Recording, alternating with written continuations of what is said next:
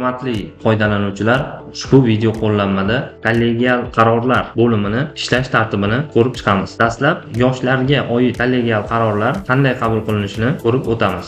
Yoshlar bo'yicha tavsiyanomalar integratsiya orqali kelib tushadi hamda ushbu tavsiyanomalarni tanishib chiqqan holda yoshlar yetakchisi birinchi navbatda bu tavsiya bo'yicha kollegial qaror qabul qilish uchun 7likka ovoz berishni boshlab beradi. Hozir yoshlar yetakchisini profilidamiz.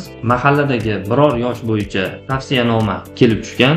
Yoshlar yetakchisi ushbu ma'lumotlar bilan tanishib chiqib, tavsiyanoma hujjatini ham ko'rishi mumkin hamda o'ng tomonda ovoz berishni boshlash tugmasini bosishi shart bo'ladi. Eslatib o'taman, ovoz berishni boshlash tugmasi faqatgina yoshlar yetakchisida mavjud bo'ladi.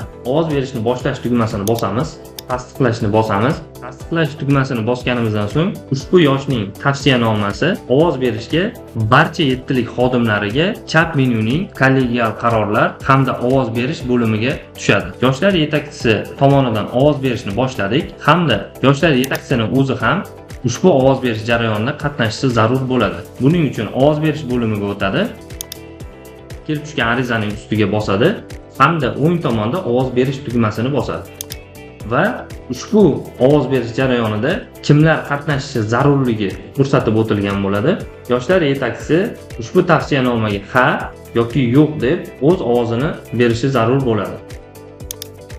Ha'ni belgilaymiz va saqlash tugmasini bosish orqali ovozimizni bergan hisoblanamiz. Xuddi shu tartibda qolgan 7lik xodimlari ham o'z ovozlarini berishi zarur bo'ladi. Barcha 7lik vakillariga ovoz berishga qo'yilganidan so'ng har bir 7lik vakili raqamli mahalla platformasiga kirib, o'z profillari orqali ovoz berishni amalga oshirishlari zarur bo'ladi. Buning uchun barchalarining profiliga kirganda chap menyuning kollegial qarorlar bo'limiga ovoz berish joyiga tushadi. Ovoz berish joyiga kiradigan bo'lsak, ushbu joyda yuqorida yoshlar yetakchisi ovozga qo'ygan tavsiyanoma kelib tushadi. Barcha 7lik vakillari ushbu yoshning to'liq ma'lumotlari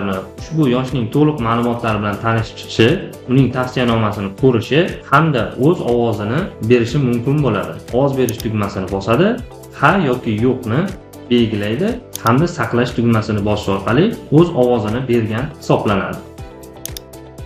Yana bir eslatma, ovoz berishda eng kamida 7lik xodimlaridan 4 nafari ishtirok etishi zarur. Eng so'ngida esa agar ushbu mahallada rais mavjud bo'ladigan bo'lsa, rais kirib ovoz berish orqali o'z ovozini beradi, ha yoki yo'qligini belgilaydi, saqlash tugmasini bosadi, so'ngida esa yakunlashni bosadi.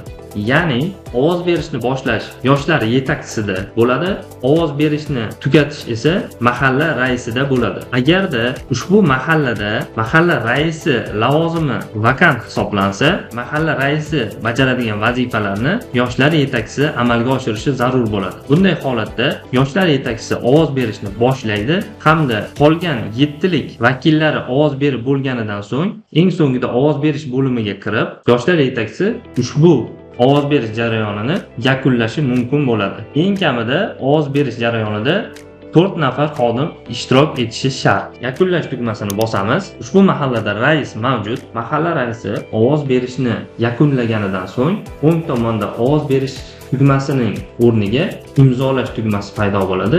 Imzolash tugmasini bosish orqali biz ushbu hujjatni shakllangan kollegial qaror hujjatini ko'rishimiz mumkin bo'ladi. Ushbu hujjatda keltirib o'tilganidek, ushbu ovoz berish jarayonida mahalla 7ligidan nechtasi ishtirok etganligi va ularning qanchasi qay tarzda ovoz berganligini ko'rishimiz mumkin bo'ladi.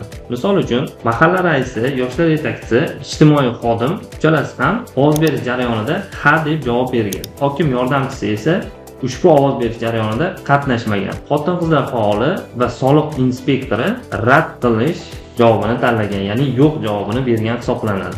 Mahalla raisi mavjud bo'lganligi uchun mahalla raisi ushbu ovoz berish jarayonini yuqorida yakunladi ko'rganingizdek va ushbu hujjatni ham mahalla raisi imzolashi mumkin bo'ladi. Agarda mahalla raisi vakant bo'ladigan bo'lsa, ushbu jarayonni yoshlar yetakchisi amalga oshirishi mumkin. Eslatib o'taman, imzolash elektron raqamli imzo kaliti orqali amalga oshiriladi.